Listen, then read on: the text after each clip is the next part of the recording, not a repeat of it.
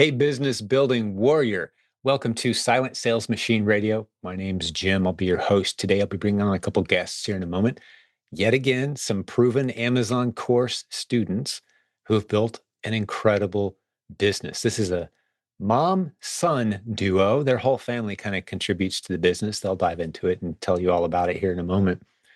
But I'm just finished recording this episode, and it's occurring to me that I think one of the major themes that you're about to hear is how incredible it can be for a family to tackle a business together. And the e-commerce strategies that we teach here, the Amazon business building strategy specifically that we teach, we call it the replins model. It's filling the underserved shelf space in Amazon's 200 warehouse network with everyday boring common problems and selling them at a profit. That's the model. But tackling that together as a family just has an incredible dynamic.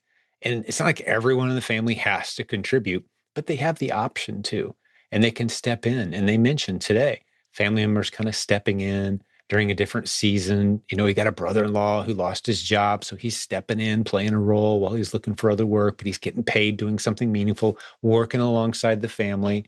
You can scale it. In this case, they're about to hit six figures a month in sales at great margins. They talk about that. You can keep it on the smaller side as just kind of a side thing that maybe you do with a couple kids, and it's a few hundred extra dollars a week of income. Or you can go big. They're on the cusp of spending four, five, $6,000 per day. The family we're about to meet, and the beautiful margins that are coming back in.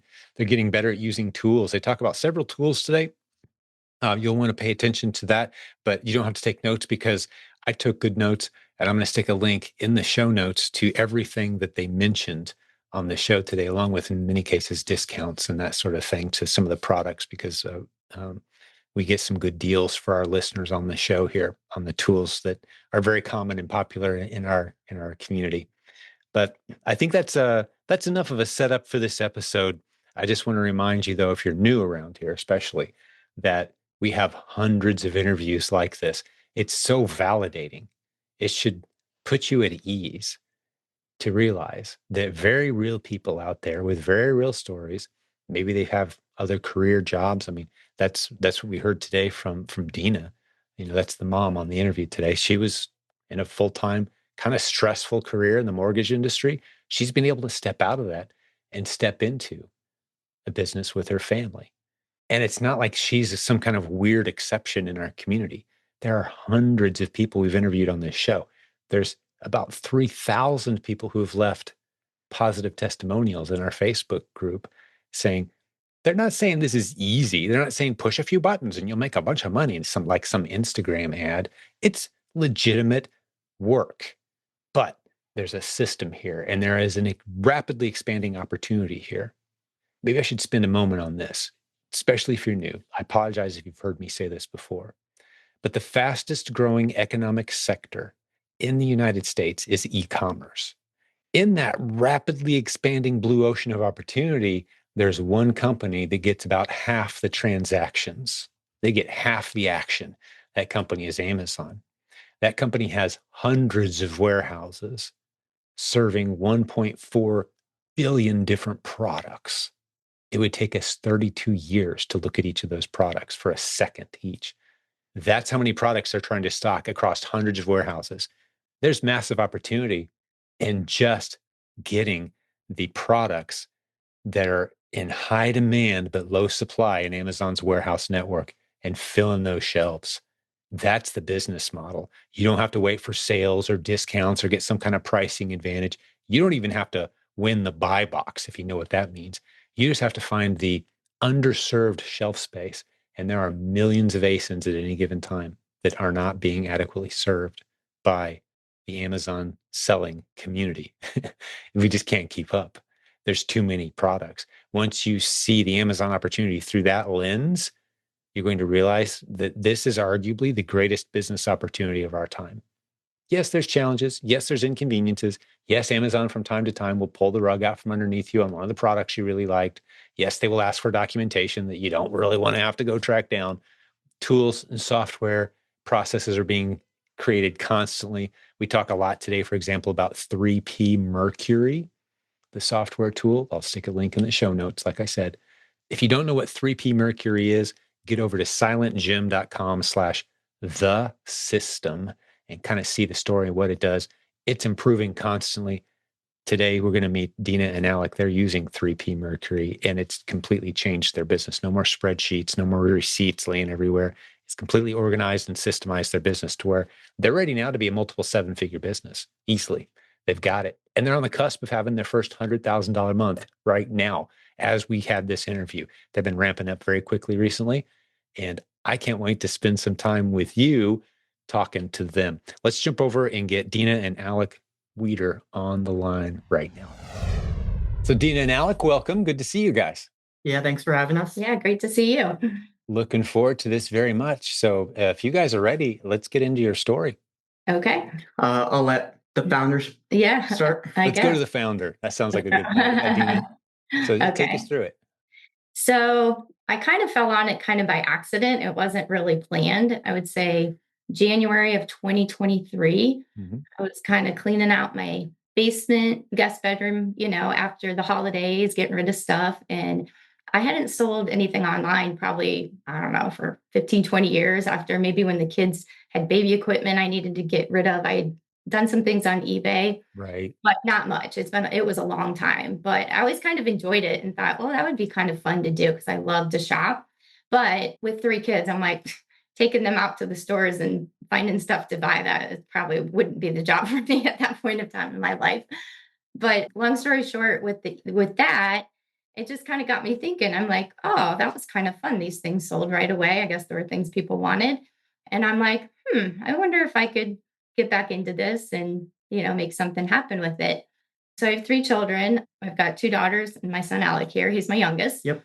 And my 2 girls at the time were probably, what did we say they were? 20 and 23. 20 and 23. One was about to get married in July of 2023. And then the other one had a serious boyfriend. We knew that was coming soon, and it did the next year. And, I'm like, maybe if we did make something happen with this, or, even if it was just a little extra money, it would be great to, have a little family thing here and give them some extra money because they've always been, I was a stay-at-home mom, and that's always been what they want to do. They love children, animals, whatever. And they really want to be able to stay home with their kids someday and homeschool and do all that. And I know that it's tough sometimes with one income. So I kind of, my goal was that would be really neat if we could get something going and provide an income stream. Then someday when that time comes, they would be able to help out and still, help out financially and still be able to stay home with the kids. And I love hearing you say that, Dina, because that's a lot of the exact same motivations I had when our kids were younger for getting into. I just started off saying, I want to build something that my kids can have the option to step into to flexibly live the lifestyle they want, be there with their family, homeschool like we did if they want to, if they're able to. But if they don't have to, but I want to have that possibility available for them as kind of that easy sidestep into option. They're going to have to work, but it's there. Right? Yeah. So very similar motivation. And that was, for me, that was 24 years ago, right? Where I started, by 25 years ago plus, when I started thinking that way. And that's what we did. And we're seeing the fruits of it. And some of them have stepped into it and helped. And some of them have other things they've gotten into, but they know that's there. So I love that. That instinct is very similar to the one that I heard you explain it to, that I had when I first got started. Yeah. And I think that's huge, having kind of the why. You always hear, why do you want to start something? I think that having something, especially for somebody else trying to do it, makes it more powerful or more meaningful to pursue that goal and whatever. When it gets hard, you can remember why you're doing it. Exactly. It's not just wanting more stuff. It's right. Yeah. doing this for them. Yeah. So that was kind of like, so long story short, then we're like, okay, well, let's start an LLC. So my oldest daughter kind of said, all right, I'll go and do that whole process, get that going or whatever. And it wasn't probably a couple weeks after, we decided to kind of launch this venture that I saw, and I still don't exactly remember whether it was your, advertising for your pack course or it was some video, but it led me to your course very quickly. I got lucky. I know I've seen guests on your show, horror stories of people that have stumbled into other things online and not been so fortunate with spending money and all that. Yeah. So I You don't did want to have get me that. started. Yeah. It's So I it's a luckily didn't. minefield out there. Yeah. Yeah. So I just got really lucky with that. And so I did join the PAC course. I want to say it was probably like February of 2023, maybe. Had Okay. no clue. Like I have no retail experience whatsoever. My background, I mean, never even worked in a retail store. My background is mortgage banking. I worked for probably all the big banks Mhm. at one point in time. Yeah. But like I said, I love shopping. So it just kind of sounded fun. So yeah, so I'm like, well, you know, I took the process, to get enrolled with the Amazon and all that, and probably wasn't the smartest to try to launch two businesses at the same time. I thought, well, it goes hand in hand, but it was a learning curve, and with Amazon, it's kind of a big learning curve as I still have a full-time job and trying to do all this. You still Uh, do have a full-time job? No, I do no, not. no. I do not. Not No. anymore. Okay. No. But something about my mom, and I think I carry this over. We don't really think around, like play around and think about doing stuff. Like she saw the course and bought it that day. That's just like Yeah. very, very rash. Like I don't know what Let's I'm doing. go. We're gonna Yeah. do it. I Yeah. think that's why we're growing because without thinking and knowing everything, we just proceed. So Yeah. Yeah. that's why I always knew. Like even when I was just hearing about it in the beginning, like I knew she was gonna make it work just because she does. That's So awesome. I can Yeah. tell you love your mom, dude. like She's a mom like too, nothing in that's the world. But That's yeah, so good. but it is fun. Like, yeah, I do kind of tend to do that. I'm like, I'm instead of sitting back and doing all, watching every video and just figuring out I have to know everything before I start, I just kind of launch. And I like what you say a lot. You're like, learn what you need to know basically right now. And that's kind of Mhm. the approach I took. I mean, Yeah. I think Yeah. that first shipment, I was so stressed. It probably took me all weekend to do a shipment of probably 20 things, but you had to learn it. But I learned it when I needed to know it. I wasn't trying to learn everything. It's funny you said it took you all weekend. There's people who, the opposite end of the personality bell curve is people who take a long time and analyze endlessly before they do anything. And that's a harder personality type for us to serve well. Mhm. It's a personality type, I think, a lot of Right. times. Mhm. Mhm. It's harder because your personality type lines up very well with, and you just alluded to it, the just in time education model. Yeah. Yeah. A lot of us were raised, and I know you were, Dina, like we were all taught just in case. Right. Right. We spent our whole 18 years in school just in case, Yeah. dissect an isosceles triangle, or remember what year World War One started, or like just in case you need this information someday, we're going to fill your heads and you're going to test on that. But e-commerce isn't like that. It's here's what you need to do next, and the clock's ticking. Let's go. Yeah. Yeah, What's the next step? What's the next step? And you say it took you all weekend. Well, that's that's pretty fast. Some people yeah. take months to get that first shipment out. Uh-huh. You just kind of explained 95% of me and my mother's conversations because it's always just in case, go to school, get the degree. But I'm sitting here like, I just want to go now. I don't want a just in case. I want to just put all my attention in this one Mhm. thing. So I don't need the just in case. So we talk about that all the time. Well, Is it- let me just since that's a fun topic of debate, let me throw some what kindling on that fire so you guys can have yeah. some fun conversations. Okay, there's huge value in understanding history and math and mathematics and things, but in a traditional Hebrew education model, and I love Hebrew biblical principles for family, for business, for life, for relationships. That's the guidebook for doing life the right way, right? So, do you know what three components? Give you the first two and see if you know the third. If you've never heard me talk about this before, there's probably some listeners who haven't, if you guys have, but there's three components to having a great education and being ready to tackle just about anything in life from a traditional Hebrew biblical standpoint. The first Mhm. one is what they call the vertical. That's your relationship with God, understanding of spiritual things, knowing your worldview and being able to back it up. Mhm. That's the first third of the battle. The next is the horizontal, understanding male female relationships. What's it mean to be a friend? What's it mean to be polite, to respect people of age or people who are older than you, and to be able to look someone in the eye and shake their hands? It's like the interaction, the ability to build relationships and understand and manage those relationships well, right? That's the horizontal. Do you know what the third is? I don't know if I've heard you say it. Yeah. Do you want to guess? Take a stab. I have no idea what you. Yeah. I love it. I've shared it a I'm few sure times Brittany over would the know. years on the podcast, but every chance I get it, especially since this is a source of conversation in your house Yeah, right I now, don't know. I don't know. you need to have enough competence with math to be able to serve well in business and know if you're serving well. Hmm. Numbers, profits, profit and loss, right? You need to be able to manage that. And that's not a high level of math intelligence, but there's some work needed there. You've Yeah. got those three things, you're ready to set the world on fire. Right. Yeah. And Right. you are light years ahead of your peers if you do that in your early 20s. Hmm. Yeah. Right. So I'm not anti this or Jim's anti college. It's like you just got to justify it. And I love I love the healthy conversations you guys are having. Not to dive off into those weeds, but Yeah. I'd Yeah. much rather see a young person, go to college or don't. Okay, whatever that's option. Start a business. Right. Yeah. Right.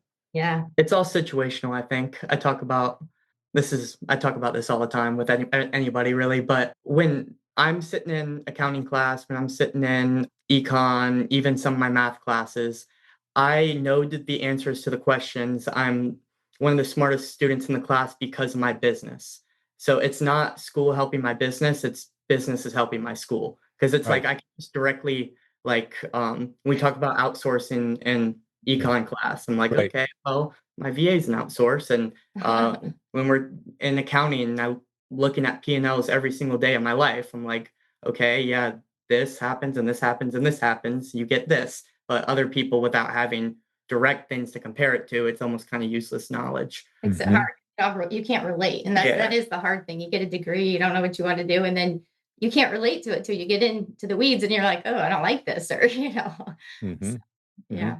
Well, Right. I love to see young people starting businesses for the reasons you just described, Alec. It brings so much besides the math and the business and the income possibilities, just the life lesson to put you on a leadership journey where you know how to deal with people better than people who haven't been in business. You know what delayed gratification means. Oh, Right. Oh, You know 100%. what yeah. sacrificial serving means, and you know the benefit of that. You've Yeah. experienced it. Right. Yeah. And so those lessons are hard to come by otherwise. So yeah, I love it. I'm loving the family dynamic so far. Yeah, Yeah. good job, Mom. You raised a good kid here. This is awesome. Well, I didn't Yeah. mean to throw us off track too much there, No, but that's okay. I think listeners will benefit from this line of Yeah. Oh, yeah. conversation. Yeah. I'll try to see if I can catch us up to kind of where we are today. So Well, do you want me to go on for where I was? Where did I left? I'm trying to think where we left off. you just got his course. No Okay. idea what you're doing. Got Okay. your first Go ahead. shipment out. Oh no, you can go. You can take it a little bit further. Go up to like how you took Yeah. your job and stuff. Yeah. So basically, I'm trying to think. I feel like the first year, I feel like I treated it as a hobby. Yeah, it was a lot of dabbling. But that Mm. when I look back, I'm actually glad I did it because I feel like I made the mistakes without like losing a ton of money. Like there was Right. just a lot of things I learned. It was almost strictly retail arbitrage. I did end up getting coaching in September 2024, I believe, is when I got Okay. coaching through you all. No, 2023. Or 2023. Yeah, I'm sorry. So the same year, but later in the Okay. year. Yeah. And so that was super helpful. And actually, it was interesting because the one thing I wasn't very good at was the online arbitrage, but I knew for time efficiency, it was something I needed to learn how to do. And ironically, my coach, Carrie Hodge, is great. And being from Australia, she can't do retail arbitrage. So it was Right. actually really nice to have somebody like her that could kind of guide me in the online because that's all she does. Oh, So so that's interesting. I know that the Hodges typically have most of their clients are international. really, So when did yeah, you, yeah, most of them. We have coaches all over the world, but yeah, it helps accommodate time zones. yeah. So when did you guys do your coaching sessions? What time? It was usually at night, I would Yeah, say. like Like, five or six. or was it? Or was it later than that? I wasn't going to say if it was 7 or 8. Maybe it was Yeah, 7 it was or 8. late. It Yeah. was later. Because I think they're like exactly 12 hours or close to it. Yeah, something like that. Difference, She'd be in right? the morning. Yeah. Yeah, yeah. That's great. I didn't really, yeah, because we've got 60 coaches on our team. I don't keep tabs on who gets assigned to who and who's so Mhm. typically they're meeting with our international students. But yeah, they Yeah, buy and sell here in the United States and they yeah, use online arbitrage. Built a yeah. beautiful business. We've got several great international coaches. That's great. I didn't realize they were taking US Yeah, well, clients that was over then. there. I don't know if they still are, but yeah, so that was super helpful, having that and then Susan Gilbert was my reactive, Mm, or how do you say that? she's Whatever. great. Or Yeah, the yeah, reactive coach, yeah, like yeah, yeah. contact for quick little questions kind of Yeah, thing. yeah. So they're both great. but I still feel like I was taking it slow because I was still nervous, it was still Still kind of new. working. I was still working. Yeah. What was your And then, job? so I was a loan officer, Oh, mortgage that's loan. right. You mentioned the mortgage. Yeah. Yeah. Yeah. So I was in the mortgage business for probably 15 years. I had been at home with the kids for about 15 years, and I was in the industry maybe 5 years prior to that.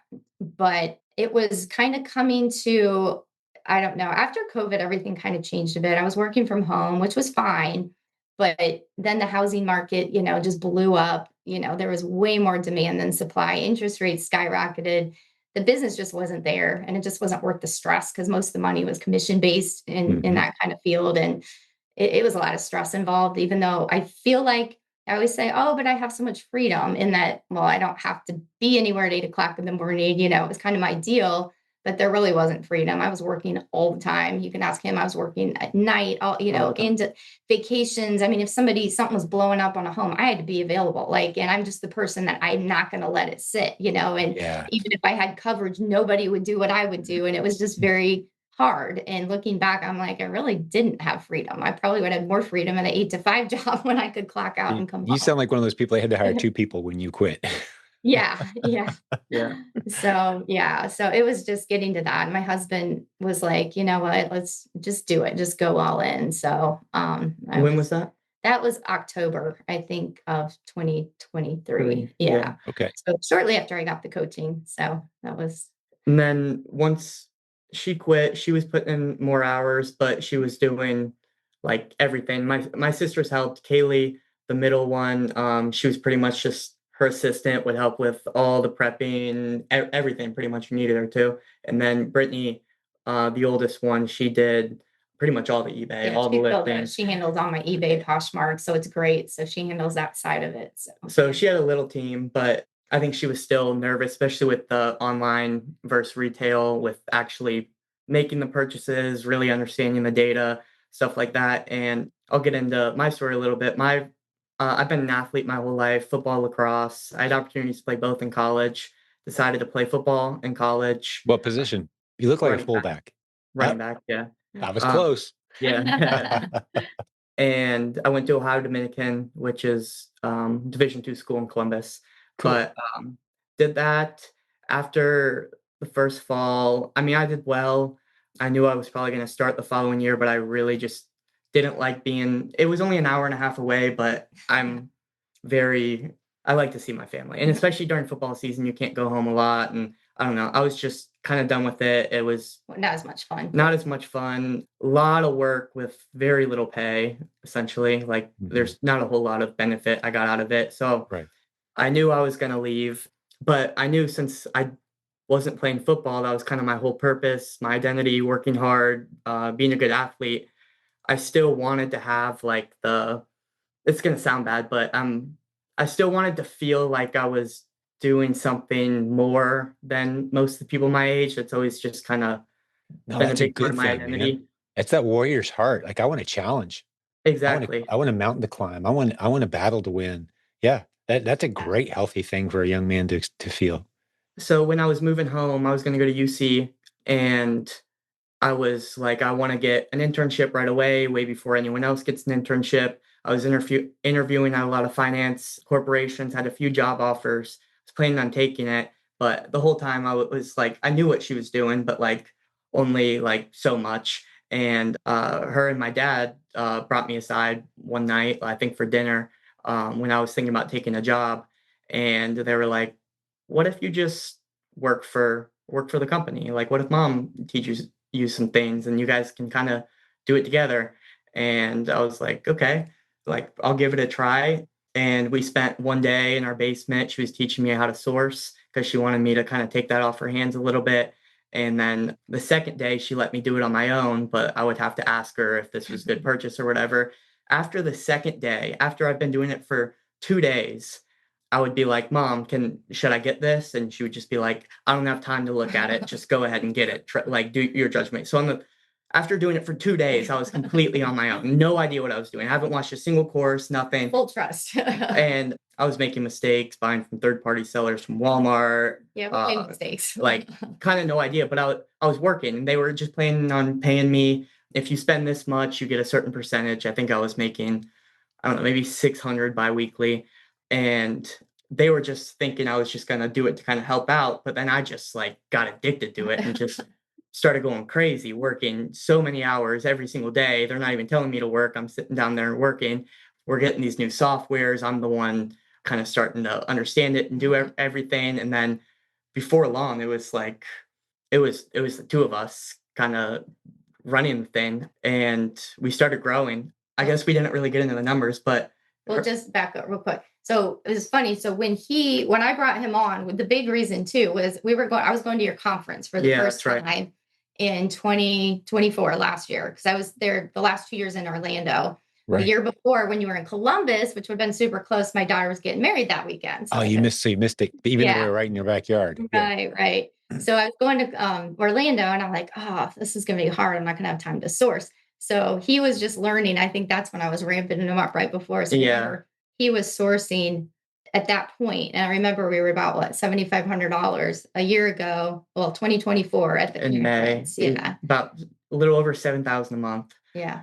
Then now we hopped on, and then June we broke 10,000. And then we had our first quarter four at that point, our first real quarter four. We got a section 3. Yeah, we got a section 3 in October from the third-party seller stuff I was buying on Walmart. Yeah, but we got it resolved. We got it resolved in 2 weeks. I'd love to hear it. Yeah. But at that point, we got up to 35,000 from May. We were in 7,000, and I think October we hit like 35,000. That's 2024. 2024. Yeah, 2024. Yeah. And then by the end of the year, I think we were close to 50,000 in December. January came along, we were in 38,000, 40,000. Same thing with February. March, we broke 50,000, which was like big for us. April, we hit 77,000. May, we hit 85,000. We had some complications this month, but I think we'll land around 95,000. And then so it's rolling. So we're rolling now. It's going the right direction. That's awesome. You guys are on the cusp of $100,000 a month. You're still primarily online arbitrage, it sounds like. Yeah, we haven't done any wholesale. Yeah. A lot of replins. Getting into wholesale, you said? That's on our list. We kind of want to master. I think we want to hit that 100,000 and kind of master that. And what's your net margins right now? Well, this is an interesting conversation. They were rough-ish. We were sitting around between 11 and 14% pretty consistently from from pretty much when I started. And then right before we went to the conference, I was playing around with our repricer, and I was messing with my strategy to make it less aggressive, like not dropping the price as much. There was a bug in the system, and it set every single one of our listings to our minimum. Ooh. And this was like a day before I left for the conference. And I wasn't looking at it. I was just seeing big sales. Like we hit our first $5,000 day, and we're like, okay, this is awesome. Then we get back and we're like, oh my God, we were sitting at like an 8-9% margin. We just gave away all our product. Yeah, literally. And we were planning on switching repricers. We were going to go down there to talk with Dylan with Aura, and we have inventory labs. So we were thinking about using the 3 Colts. And so first thing I did when I got down to the conference, I skipped out on the opening meeting just so all the vendors would be free. And I sat there and talked to Dylan and Finn for like over an hour probably. And after that conversation, I was like, I don't even want to talk to 3 Colts. I want to just commit on Aura. And I talked to him a few more times throughout the meeting or throughout the conference. We get back, extremely helpful. I want to give a big shout out to Dylan, Finn, Casey, all of them. Customer support's great. They'll do everything. So when we got back, we got Aura going, I think on the 9th of this month. Didn't really fully kick in until like the 15th. When I checked, I think the 12th, from June 1st to June 12th, we were sitting at like a 9% margin. And then once Aura kicked into place, our sales have been flying through the roof. We've been between 4,000 and 5,500 a day, which is going to be on track for a much bigger July. But our margins from the 15th to now has been 19%, and our whole month is up to like 13.5. So that's awesome. I love how you broke that down. It saved our business. It really saved our business. Yeah. Or it did. Yeah. I can see why you're so excited. Yeah, it's been, I really like Maven, what they have going on with that. we sell above the buy box all the time, when I don't think I've ever sold above the buy box before this, and it has made me very excited. So you've got it set to allow you to leave those prices higher on the ASINs that are qualified for the above buy box strategy.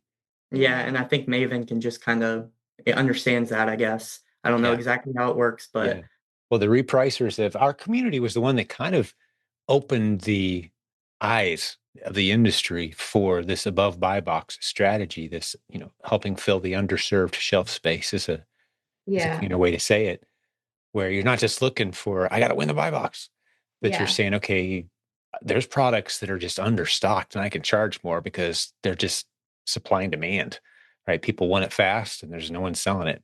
So reprices are kind of starting to catch up and Yeah. understand that a little bit, I think. So I love to hear that Aura's kind of kicked Yeah. in. Talk me through that just a little bit, if you don't mind, Alec. When you say above buy box, what level of strategy are you using currently to identify those ASINs? Just to dive into the weeds a little bit, this might be useful for a lot of listeners today. How intentional are you about that? Are you just basically starting your prices high and seeing what happens on everything? well, I know you talk about the above the buy box thing. I was listening to your one with who's the guy from Grant? Yeah. Grant. Yeah. Yeah, I Yeah. was listening to that I think yesterday and listening to I don't know. I know you talk about it a lot, but with my little understanding, it's just certain ones I can identify. If there's like 3 sellers on it, one guy's winning the buy box every time, but he's FBM. I know once my listing hops on, I can price above him and I will win that buy box. And I'm seeing that I'm learning a lot now, like within the last couple weeks about it than I have in the last in over a year. Beautiful. Well, what you're going to learn as you dive a little deeper into it, and at the level you guys are playing, you're starting to play more of the volume game. Yeah. And Mhm. that's Yeah. great. Yeah. I'd love to see you guys, I have no problem with 11, 12, 13 points of margin on a $200,000 a month business. That's Mhm. beautiful. Right. Right. Right. Phenomenal. But the above buy box is more, for me, is for people who are kind of on the newer end of the journey. They haven't had a $10 or $20,000 a month yet. And they're thinking, I can't find anything profitable. It Right. just opens their eyes up to what else is out there. So you mentioned the ACE, and specific example you gave, Alec, was there's an FBM seller who seems to be winning the buy box a lot. I'm Mhm. going to come in as an FBA, price higher, and maybe win the buy box. Well, Exactly. just to expand your perception of it a little bit, you don't have to win the buy box. I dropped an example in the Facebook group just today, like an hour before this podcast, of a product that we sold. We sold 8 units of it yesterday, which isn't setting the world on fire, but that's pretty solid. Yeah. 8 sales in a Right. Yeah. day. Yeah. It cost us like $9. We're selling it for 30. The buy box hasn't been above $21 ever. And I've never won the buy box. You with me? Yeah. Yeah. The buy box is 20, $21. I'm selling at 30 as fast as I can send them in. We only send in 9 units when they all went poof, like within 24 hours, as soon as they Yeah. were prime eligible. Why? Because I'm the only fast shipping option. Mhm. The other sellers, I pulled up the map on, and getting into the weeds a little bit, but Smart Scout, another tool. I'm going to write it in the show notes so people can go check it out if they want to. But Smart Scout has a feature. I don't know if you guys use it or not. You don't have to go buy it. But basically, it's a feature that shows you a map of the United States, and it shows you for any given ASIN. You type in an ASIN, it brings up a map of the US, and it tells you who's winning the buy box in every state of the United States and how many days for that product to get delivered Really. to those states. Oh Really wow. cool, right? Yeah. So I pulled up the map of the US for this ASIN, the one I sold 8 units of, 40% above buy box. And I'm not winning the buy box at all. I'm not trying to win the buy box. I'm winning sales Yeah. Wow. from people who are in a hurry and don't want Yeah. to wait. So when I brought up that map of the US for this ASIN, it's 6, 8, or 10 days delivery time across the board, every state in the United States. For Oh the wow. person currently in the buy box, for those states, 6 to 10 days delivery time. And I know that, especially for the people who live near the warehouse where my inventory is sitting, let's say I sent Mhm. my 9 units out, and they sent a few here, a few there. The people who Yeah. live near those warehouses are getting on Amazon to shop for this product, and it's a fairly popular product. And they're saying, okay, do I want to save $9 and wait 8 days? Right. Or do I want it on my porch later today? Yeah. Pay a few extra bucks. And they're saying, oh, I'll pay $9 extra and get it right now. So I'm getting the sales. I'm not winning the buy box. Yeah. I'm winning the sale as they look at the list of selling options. That's the magic of the above buy boxes. You find these underserved or completely unstocked at any given time. I'm able to pull up 1.5 to 2 million ASINs and keep that are fast sellers being served only by merchant fulfill, FBM. Right. Yeah. Hop on those with FBA, price them high. You're playing the above buy box game. Just don't let your repricer throw you down and try to win the buy box. Right. Yeah. And I have noticed that. We were talking about that the other day with a couple specific ASINs. Like there's 2 or 3 products I can think of off the top of my head that this happened with this week that it's never happened before. Something we've sold 80 to 150 of them, like our best selling, but every single time they sell at $55, $55, $85, $85. And then I just will randomly see someone buying that for 97 when they usually pay 85. And when I'm looking at the Keepa chart, there's nothing that suggests that, but it's for that exact same reason that people. So someone buys it from you for that price. Mhm. Okay. Yeah. So Exactly. it was at 85. Like the Keepa chart, I've sold all of them at 85, and then just There'll be a random one. random one every once in a while. But your repricer did that for you and bumped it up? That's Probably, what yeah. Maven does, which Yeah. is why I'm so high on it. It always jumps up your price. It'll So test that high price for you. So you don't put Yes. them in, do you? we don't put a max in. Yeah. I don't think Yeah. you Don't put a max. Let Amazon slap your wrist if you get too high and bump it back down. Right. But yeah, if Amazon's listening, please turn off your repricing algorithms or your Yeah. price enforcement algorithms and just let the free market do what the free market does best. But for some reason, I called in the Facebook group today, I called Amazon's repricing algorithm a drunk monkey that pushes random buttons. Because that's what it feels like. It's like you're not making any sense ever for anyone, sellers, Amazon employees, shoppers. You're not making any, just turn it off, please. But yeah, there'll be times when Amazon says, you can't charge that much money. And that's like, have you heard my definition of a suppressed buy box by any chance? Ever talk about that? I don't think so. A suppressed buy box is Amazon's way of saying, we really don't like how much customers are willing to pay for this product. That's true. Yeah. Why do you care? Yeah. Right. You're making money. Why do you care? But they do. It has to do with them trying to maintain the perception of being price competitive with whatever random sales going on the internet at any given time. Right. They don't want to show up as the high price in the search algorithm. So they suppress the price. But to me, as a seller, they're just shouting from the rooftop, hey, FBA sellers, send in a few high-priced units. Customers are willing to pay a lot for this. Yeah. And we're not happy about it, but they're willing to pay a lot for this. That's what triggered the suppressed buy box. Customers paying more than they thought they should be. Right. Because they can't find it anywhere and they want it fast. Right. Well, cool. Good stuff, guys. Well, we kind of derailed, but we threw in a couple lessons for sure. And I love everything you've gone into. But yeah, let's keep it going. What else is on your mind? Keep the story rolling. What's the reality of your schedule? Maybe we could talk about that. Or if there's anything we're leaving out, keep it coming. You guys are great. Guess we can maybe talk about whole family's roles. Yeah. That'd be cool. You want to hear some more family stuff? Yeah. Yeah. It makes it super nice that we have the whole family in on it because I don't have to spread so thin across the company. She doesn't have to spread so thin. My sisters don't have to spread so thin. Brittany, like we were saying earlier, she handles all of our eBay stuff, all the listings, sending everything out. All my eBay or my Amazon returns that, anything that comes back. Yeah. Yeah. Right. eBay'd And out. we actually just in the last month got a warehouse. Yeah, we just right down the road. We had a warehouse up. It was like 25 minutes away from our house, and we were sharing it with somebody, but we decided we want to get to the point where we can do a lot more in-home. So we got one right down the road. Both my sisters live right there too.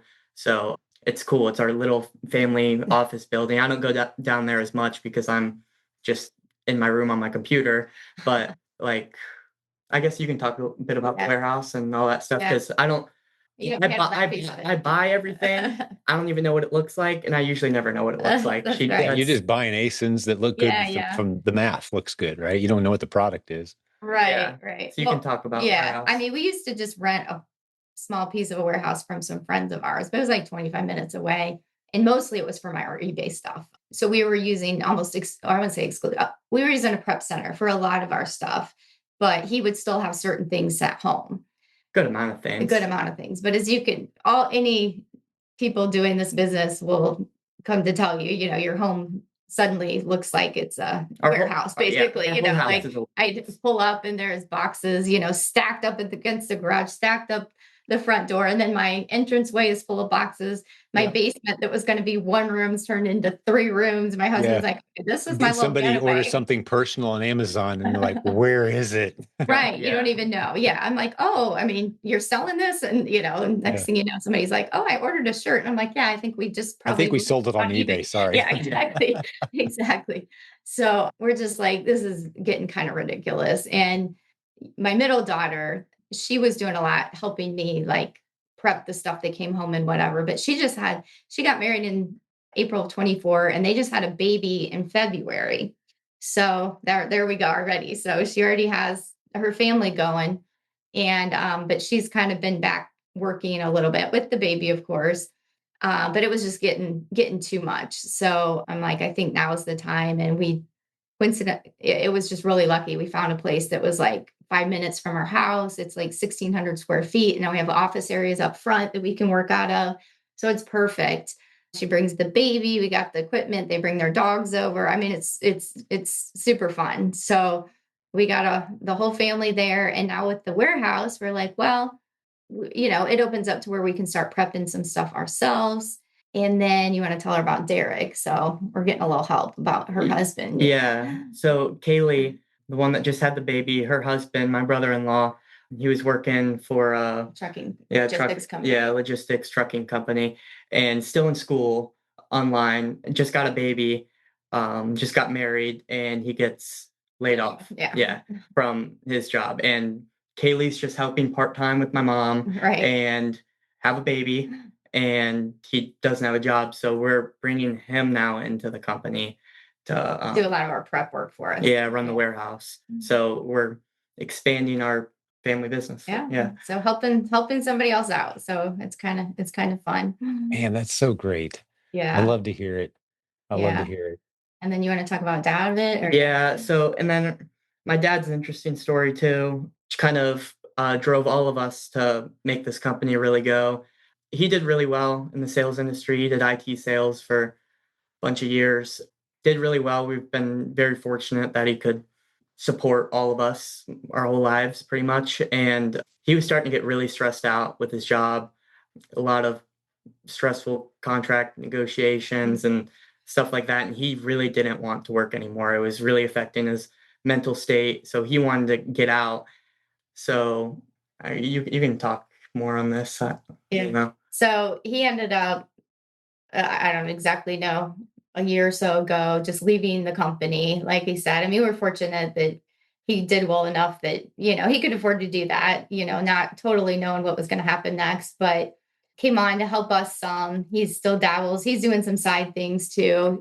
He's always loved entrepreneurial type work. We actually owned a mortgage company years ago. Like he had a company back then too, before we had kids, but it's kind of given an opportunity for him to do some of that stuff and then help us out at the same time. And it gave us a good reason for opportunity. He wasn't working. We needed to start making money. Yeah, a push to really and okay, we got to take this from a hobby to an actual job. And we're blessed that he did well enough where we had enough capital where we could actually grow this quick. Versus if we didn't, I'd have to stop buying so much and stuff like that. So we pretty much just threw everything in the business and just praying we make it work so we can support my dad after he supported us for all these years. So it's cool, so kind of being able to do it for him to take over. Like you step back, you relax. We'll pay the mortgage now. But and I that's think beautiful. Yeah, and I think I think he'll come in more. Like I said, he helps a lot with warehouse stuff and things like that. But I think once we get to wholesale, him and Alec, that's kind of more their lane. He's really good in sales. Alec has got a sales personality, so I'll let them take that avenue, going out and talking to vendors and stuff. So the opportunities are going to be opening up to you guys with this family dynamic, and you've got some people who aren't afraid to have conversations, pick up the phone, and build relationships to benefit the business, right? The wholesale is one, and then you guys are going to be not to make it feel like you got to start spinning more plates, but as you build systems, your time should be freeing up more, especially those of you at the top of the company. You should be getting more Right. time. Yeah. You can start doing some consulting and helping other brands get on Amazon, helping Yeah. them navigate Amazon, helping companies that are already on Amazon but frustrated manage their catalog, picking up Right. a few clients that are paying you monthly to manage, because you guys are doing 6 figures at a nice profit margin. You're in some nice, you're very qualified, I should say, to approach those companies and have those conversations. Even, let's say you get one of your favorite ASINs that's just doing great, this brand that no one's ever heard of. And it's like, oh, then one day they say, you know what, we're going to move away from having resellers. We're going to send out a bunch of IP alerts to everyone and say, sorry, guys, we're going to do it ourselves. Rather than just that being a bad news day, you could reach out to them and say, hey, we've been selling your stuff for a long time. We've treated your product with the excellence it deserves in packaging and shipping it to your customers. Can we help? Yeah. Could we give you some advice? Maybe, we've sold more of your product on Amazon than you really have. Like, let's talk. Right. So you'll see those opportunities and you'll be shocked how many of them are just frustrated and confused by Amazon, and they have questions that you can answer in your sleep. And you can get paid a percent managed, and they can manage their own account, and you're just helping them manage it. Or you can manage it through your account. You have options. But those are the kind of opportunities, the high margin opportunities that are going to present themselves as you guys kind of diversify. And the other thing I think is going to be on your radar pretty soon, if it's not already, I haven't heard you mention Walmart yet. Oh yeah, we're on there too. We are. Yeah. Okay, Yeah. cool. Good. Just dabbling still. Like I feel like A lot of retail. Yeah, mostly retail. He needs to get on that, but we kind of had this, the goal to hit the 6 figures on Amazon and then start diversifying a little bit. But yeah, we're Yep. definitely, I started that. I mean, right after the conference in 24, I think I at least got signed up and Good. yeah, So you've got your getting account. going. Yeah, I know you source there only from when Walmart is the seller now, right, Alec? Not from Right. Yeah. random Yeah. clowns Right. throwing Now we stuff on learned, their we marketplace. learned, we learned that. Yeah. Learn that lesson, Section 3 hard way. But Yeah. but you can actually sell your excess there as well. And I think your excess stuff that's going to eBay might do better for you on Walmart if you're Yeah. not playing with that.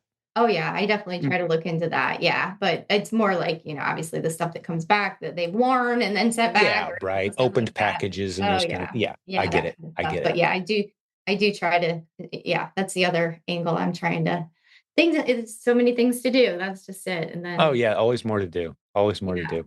But I exactly. love the family dynamic. I love that that's been a theme today. I think Yeah, yeah. more so than the education on the specific details of running a business, something that we've communicated very well today is you can do this as a family, and you can kind of bring people in during seasons of challenge and find a role for them, and just kind of do it together, which I've become a big advocate of. Some people say, oh, never hire family, never hire friends. No, Yeah. I'm not there, because I've lasted 24 years hiring family and friends.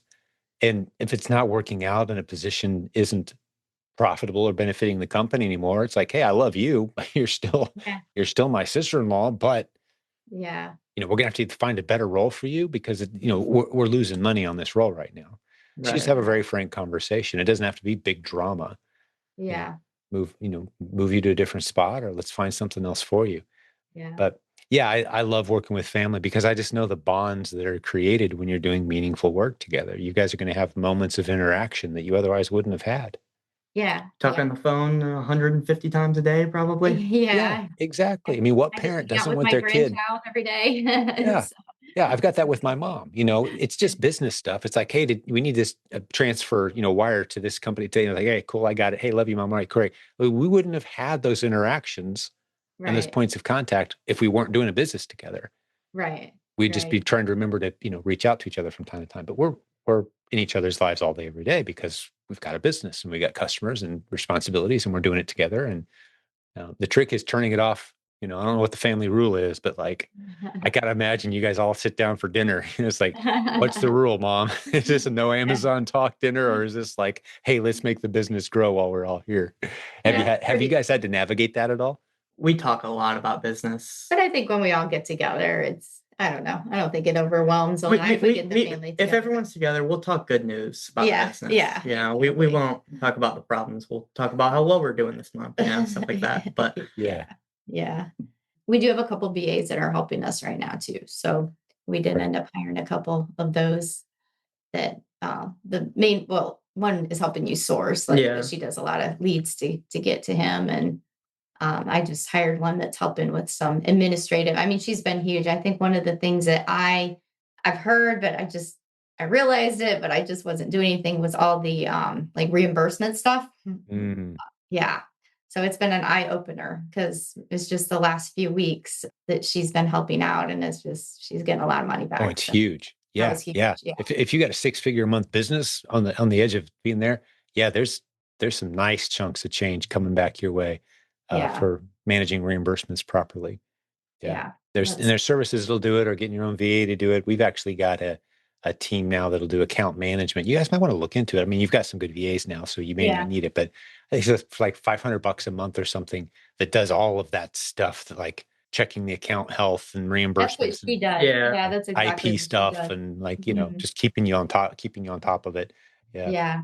Yeah. So that's huge too. But just one more thing. I mean, I feel like I'm giving up some things, but I still feel like I'm busy all the time. I'm going Yeah, 100 for different sure. directions, if everybody's wanting something or whatever, but that's Mhm. just part of running the business. But I So, think part of what you need to be looking for, Dana, just as I've outsourced a lot over 2 decades.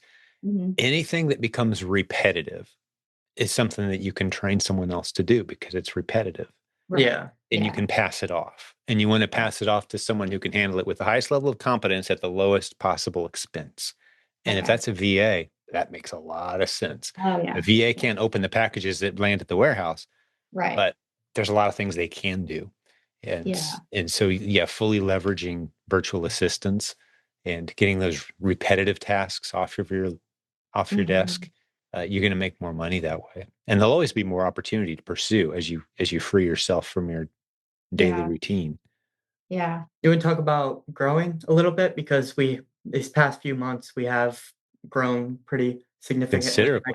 Yeah. give some of my input on that, because I know I'd love kind to of hear it. that 40,000 mark. A lot of people get stuck right there. It's kind of hard to get over that 50, the 60, 60 is hard. Yep. 30, Um, 40 is where a lot of people sit for a long Yeah. time. right. Yeah. Yeah. And I kind of think we felt that for a We little bit. did, Like, we did, yeah. because we were 30, 40 between October to February, or March we hit 50. But Chris Beam, I'll give a shout out to Chris Beam. We had a meeting with her back in February about kind of taking the business to the next level. And the best advice she gave was just ask me, do you trust yourself? Do you have confidence in the stuff you buy? I'm like, yeah, I think so. I think so. And she's like, well, just buy more of those. Buy more. So I Yeah. went from testing 5 to 10 to between 10 and 25 is my testing. And the repricers helped a lot with helping us grow, but it just kind of comes down to spending more, because I think we're going to hit big growing months coming up, because I was doing school full time while I was doing the business. So I'd be up at 6:30, go to class at 12, and then I also coach football and ref lacrosse. So I would do that in the evening. So it was like just crunching in as much work as I could in that little time period. But since summer went over, or since summer began, and they're letting me take fall off of school to work full time, I'm working until 4 or 5 o'clock every day. I'm spending probably over 4,000 a day, and we're selling about 4,000 a day right now. So I think It's going to catch up. it's gonna catch up. Yeah. Like I said, we're between 3,500 and over 5,000 a day. So I'm hoping we're gonna break 100 by quite a bit next month, and then just start rolling, because we'll start to figure it out more, and it becomes easy. You're making the same amount of purchases, but you just have more replenishable things where you can just add more. Because I think a big problem when we weren't growing, when we were stuck, I was spending too much time on sale items, especially during quarter 4. Yeah. Yep. I definitely fell into that. I'd find a closeout site, and I would just buy all these sale items, and I couldn't get them anymore. And Right. way too many clothes. That Way is, too when many I clothes, see way too someone many who's been shoes. stuck at $30,000 to $40,000 for an extensive period of time, I'm thinking inside of my head, and if I'm bold enough, I'll say it: stop buying sales. 100%. Yeah. And that's something I definitely learned. And shoes and clothes. Yeah. We learned got how smart shoes. last Women's shoes and clothes. women's, yeah, especially over quarter 4, our return rate was not so hot. So Yeah. Some But people it's do just really well there if you specialize there, but if it's just kind of a little add-on thing, it can be harder. right. Sure. Yeah. yeah. But I you think it want to find depends. those boring, underserved ASINs, man. Exactly. That's what you want. You want those things that are selling 20, 30, 50 times a month for you. maybe even only 10 times a month is fine. I've got Yeah. stuff I'm thrilled with that sells 5 to 7 times a month. Like it's a beautiful margin every time it pops. Right. Exactly. Yeah. Those are the ones, and none of it's on sale. None of it are we waiting for the next, sales cycle at Kroger or whatever. Like, no. Right. Now, there's people who optimize for that. You can do that at scale, but you've Mhm. got to specialize. If you're going to go the shopping the sales route, you better know the seasonality of every aisle in that store and be playing it like a fiddle constantly year round. But if you're just walking in and saying, "What's on sale today? Oh, look, that's on sale. I'm going to buy 10 of those and send them in because look, it's the Yeah. buy box is a lot higher than that right now." Well, guess what? Everyone else did just the same thing too because it's on sale at every Kroger in the country. And you're going to go, Right. Yeah. "Hey, everything I sell, the price tanks." Yeah. The maximum on that is 30 to 40,000 a year or Yeah. a month. That's the max. And Yeah. that's hustle mode too to It's get hard there. to scale because that's what I Yep. found. Yeah. And even now, I mean, I Hard. like to do that if I'm in a Walgreens to get a Yeah. prescription. I mean, of course I'll Oh, walk don't clearance walk aisle. past the clearance Yeah. aisle. And There's I might pick $20 up a bills laying few. there. Pick up a Right. few, but don't make that Right. your business model. Yeah. Yeah, it was too much time. I would spend all Saturday. I go to TJ Maxx. I'm like, okay. And then I have enough to, make, I don't know, $2,000 in sales that month. I'm like, this just isn't scalable. This is too far away from where I need to Yes. be right now. Yeah. And I have specific ASINs that we've made over $2,000 on, just that one. That's Right. just I In a can month. Yeah. get In as a month, many yeah, as I right. Just get a mini. Yeah. Yeah. um And open up a wholesale count if we have to, so we can order as many as we need when we need them, not to get the yeah. price Yeah. discount, but to be able to order in quantities that we, Right. that Yeah. we So need. we've definitely made our mistakes for sure. It hasn't been And all but smooth Of sailing. course. also the thing that gives me a lot of hope is I've been doing this for a year, and if I look back to my knowledge a year ago versus today, it's night and day. If I look at my Right. knowledge from today to March, it's night and day. So knowing by this time next year I'm going to be making that many more good Yeah. decisions, I guess, like in Yes. what I'm doing. And also just kind of figuring out your day-to-day workflow. I used to spend way too much time sourcing. Then my VA got really good and she was giving me really good leads. I had her go in a different direction to find me more replenishable leads. Then I spend probably 60% of my day just replens, just finding Mhm. out which ones are good replens and just buying replens and adding 5 or 6 or 10 new ASINs a day, just like bringing That's those in awesome. lightly versus just You guys are on a great day as more trajectory. ASINs. I love it. So how many Um, ASINs do you have in your catalog currently? we have 1,800 SKUs, Yeah. so probably 1,500, Yeah, maybe something like 1,600 that. ASINs, Yeah. probably. Yeah. That's phenomenal. That's Yeah. the way the game is changing if you want to do really well with it, is just, loads and loads of ASINs. And you got you said you're using Inventory Lab and Uh, are you using 3P Mercury yet? oh, that's one of his Oh my favorite gosh. softwares. Yeah. He loves 3 3P. 3P Okay. Mercury. If Good. any new seller doesn't have it, it Yeah. makes no more spreadsheets, nothing. Right. It's the best thing. Right. Right. Yeah. Yeah. We're that's I think that's going to completely change the industry. Because for years I've been saying inch deep, mile wide, meaning have a large catalog of ASINs and only buy a few at a time. Now that few may be 20 or 50, but don't buy 500 units of anything. Are you nuts? Because Right. you're gonna get yourself into trouble unless you really know what you're doing. Yeah. But I think very quickly that inch deep, mile wide is becoming quarter inch deep, 10 miles wide, meaning you don't have to commit hardly at all. Let's just build a massive catalog of ASINs, 2,000, 4,000, 8,000 ASINs, and let the software track and tell us what the hottest ones are at any given time. You say, Yeah. hey, I've got $4,000 a day to spend. What are my best ASINs? Right. We can reduce the business down to that decision point. I've got $100 to spend. What's my best ASINs? We can take that software and it can do that for us. Build a big Right. catalog of viable ASINs, and it'll tell us which ones. Yeah, and that's just one of the many features. But yeah, I'm glad you guys are on board with it. We've been working really hard. I'm part for full disclosure. I'm part owner of that company and speak to the development and the strategies that goes into, and the feature list we have prepared for that thing is it's astounding. We've built the logic for the above buy box, by the way. So you can look at your entire catalog and say, which of these are the most viable high price opportunities where I can make killer margin? And I'll show you. You could Yeah, just be scrolling I on need to Amazon. study It'll that it'll light up a now. little alert like, oh, above buy box opportunity right here. Like, check it out. Huh. Search through Keepa and like, here's all the above buy box opportunities. So we've got Wow. some pretty cool stuff coming down the pike. I love that you guys use it. So you said you guys love it. Tell me about 3P Mercury from your vantage point. Like, how has it changed or helped your business? Well, Receipts. receipts. Yep. Receipt, that was Receipt my number management. one. I remember sitting in King's it was 2024, and I think he might have been the presenter on one of the opening meetings or whatnot, and he was talking about it, and I think I had just like applied for his I don't know, not really beta, but I was in like the second round of early users or whatever, that he was doing. So I knew that, I was going to start using the system. So I was listening to him, but we showed me the receipt thing. I was just like, oh my gosh, like this has been like for me, like all these receipts, what do I, how do I keep track of them? And so for me, that was the huge game changer. So Yeah. now when I get anything from Amazon or anything that I need to provide receipts, it's just so easy. Like that is like a game changer to just be able to search a couple words and they all come up. They're right there and Mm-hmm. copy and paste them. So that's Yep. been, We got all your receipts and invoices for any ACE and just boom at your fingertips, instant. yeah, No shoe boxes, no no. spreadsheets. Yeah. Yeah, the no spreadsheets is definitely the best part about it. Just it's so easy to add something to the buy list. I add so many things to the buy list, and that's how I have my VA work. She just adds things to the buy list. I know if it's coming from her, I can filter, see Mhm. everything she put in. I can look at her old stuff, and then knowing like this happens a lot when I'm rebuying stuff and I get slightly different prices, where I can just go into the purchase order, put in the ACE, and I can see every single time I've bought in it at what price, how many.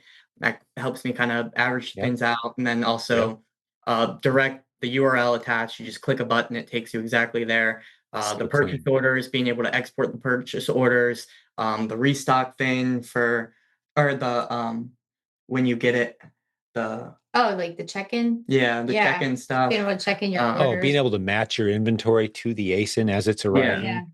Yeah. Yeah. That's, Such yeah. a time. Well, Kang had a $3 million replins business with just that software, one VA, one warehouse worker.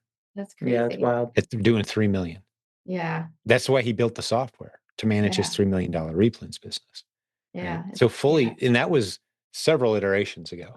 So Yeah. you had several improvements since then. That just Yeah. tells Yeah. you how efficient this software is at Oh, running it's a great. Oh, reseller yeah. business on Amazon and Walmart too, for that matter. Yeah. Coming, yeah. Yeah. I Yeah, know. there's definitely some more features that I want to learn a little bit better, like the restock, that whole tab. I mean, I use it, but Mhm. I don't know how to Get more use it, efficient I with it. guess. Yeah. Yeah. And then also like we talked to how there's going to be like an integration with like Nepeto and you can like just pull those spreadsheets Yep. over. One And click, pull the data over. Yeah. Yeah. exactly. Like all that stuff's going to be really cool that I just need to find the time Or the pretty much lead. to learn Can't it. you take lead stuff? Yeah, you can just pull in leads lists. Yep. Uh, Just Um, drop the whole list in. yeah. One of the gas pedal you guys could step on too. You sounds like you've got a great VA. Yeah. And this is a 3P Mercury feature that I don't know if you're probably aware of it, but just connecting dots with you. You may have already Yeah. thought of this, but you've got a great VA. Yeah. Say, we're going to hire another VA number two, who's going to do the same thing you do, VA number one, but you're going to Uh-huh. train them and we'll give you an override. We want you to train them with excellence, right? So Yeah. we'll give you an override on their performance, but you can keep them separate in 3P Mercury. VA number one has all of their ASINs. VA number two has all Okay. their yeah, ASINs, Oh, and they yeah. don't see right. Yeah. each other's work. They don't see Oh, what Yeah. ASINs the other, yeah. right? But so there's a bit of a competitive, but the first VA, if they're good and trains number two, well, there's an Yeah. incentive for that because you don't want them to think, well, I'm training my replacement. Am I training my competition? No, you're going to get an Right. override. You're going to get Yeah. 5% of the revenue that's generated from the second VA. It's going to be a Yeah, we already talked to our VA about that actually, because at some point we're gonna get another one. Since we like her so much, she works so hard. I told her if you know anybody to find someone that you know and you trust, and then you train her, and if she works out, you'll get a bonus. exactly. Exactly. So that's our plan. That's how you scale, man. And before you know it, you'll be instead of spending 4,000 a day, you're spending 6 or 7 or 8,000 a day. And it just scales. It just Yeah. Right. scales. The constraint becomes, as your dad observed, right? What's your husband's name? Greg. Greg. Yeah, it's Greg. Yeah. He's like, hey, I can help fund this. That Yeah. becomes the constraint. It's like, where can we Right. go to get capital? Because we're turning a dollar into, a dollar Right. 25 as fast as we can. We just Right. need more dollar bills. right? Yeah. Yeah. Yeah. Because Yeah. there's a 6 to 8 work week churn there where you're waiting on your money to come back, and if that's what you have to wait Yeah. on, it slows the machine. Right. And it can still be done. Plenty of people have done start with a few $100 and never put any more money in, but that's a slower churn, takes longer. Right. The curve is just, it's more painful at the bottom of the hockey stick, right? But Yeah. it's Yeah. still a Yeah. hockey stick. But Right. it sounds like Right. you guys can get your hands on some capital and really blow this thing Yeah. up, And man. That's that's been, yeah, that's been helpful. exciting. That's why we've been able to Yeah. scale as fast as we did. Like you said, I mean, people can do it with way less. It's just a Mhm. slower, Mhm. slower Mhm. route. But with our circumstances, we kind of just needed to take it to the next level quickly. So Yeah. Yeah. we You've kind been of, able to step on the gas, and that's yeah. beautiful. Well, I've got to wrap this up, unfortunately, guys. I think we could go and go and go, but I'd love to have you guys back. Let's say when you have your first $200,000 month, hit me up because it's coming. It's Yeah. coming.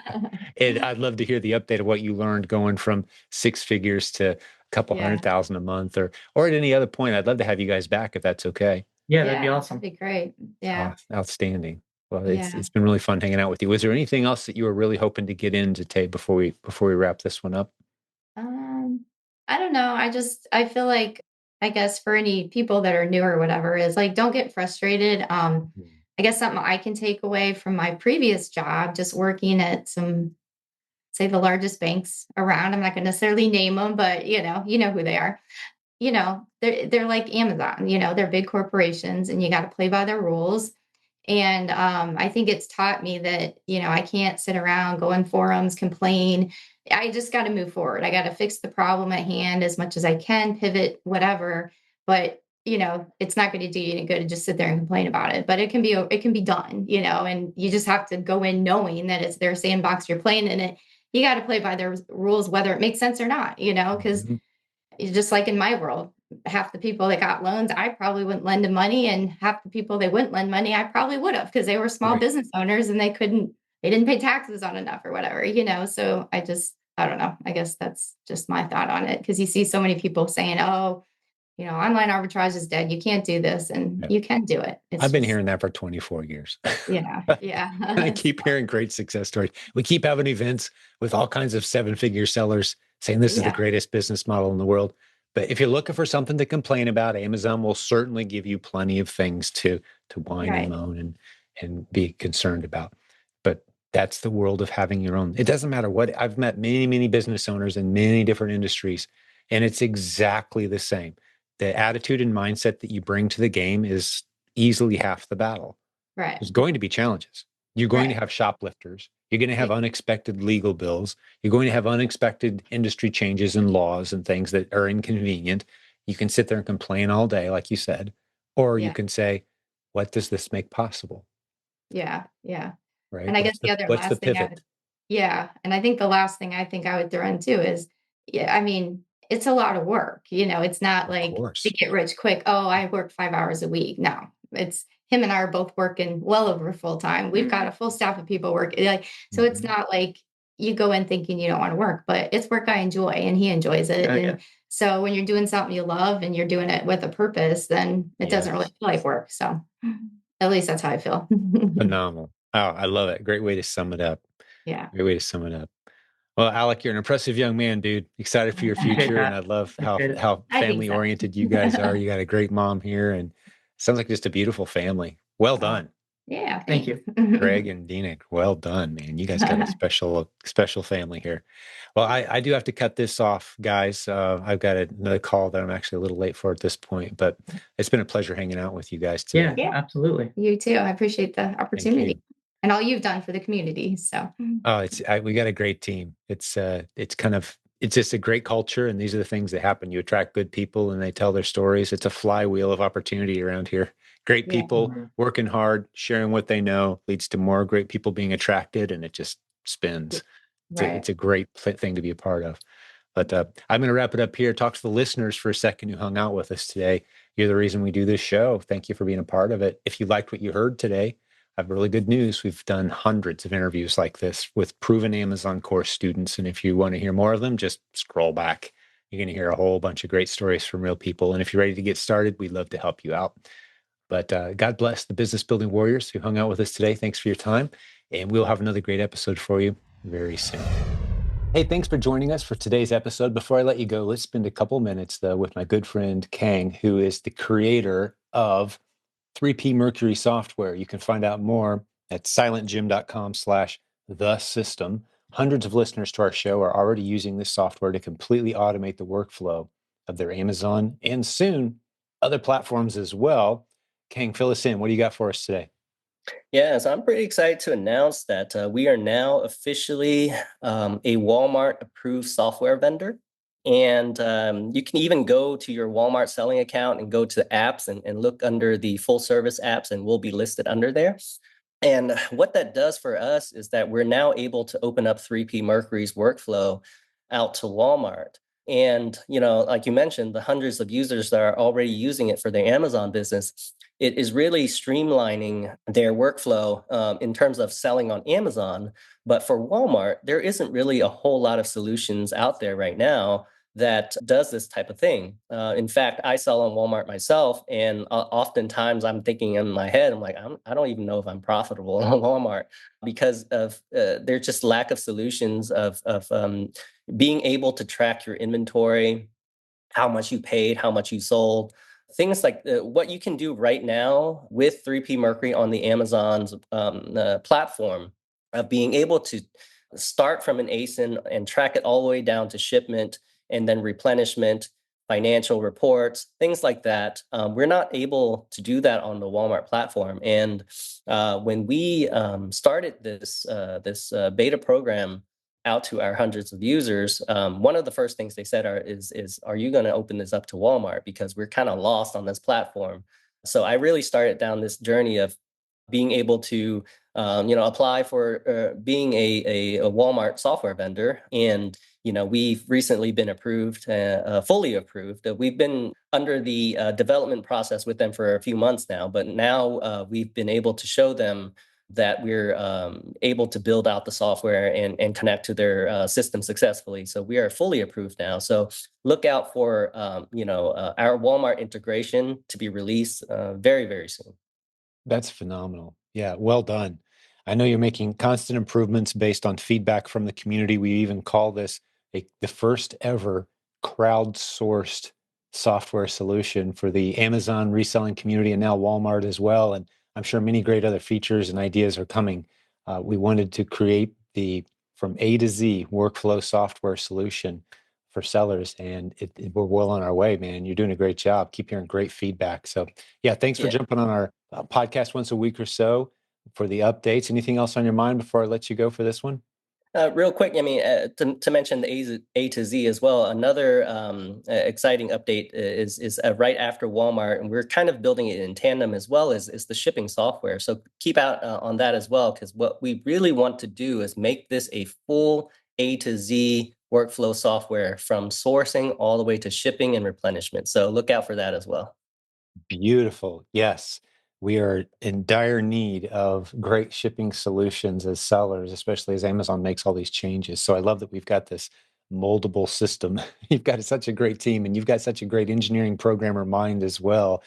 For those who aren't familiar with Kang, want to get to know the man behind this machine a little more, go listen to episode 754 or visit silentjim.com/the system to get more information about this product. There's a good episode of the podcast on there as well, where we go a little deeper on it. But good hanging out with you, my friend. Let's do this again next week. What do you say? Thanks. Will you Sounds there? good. Talk to you soon.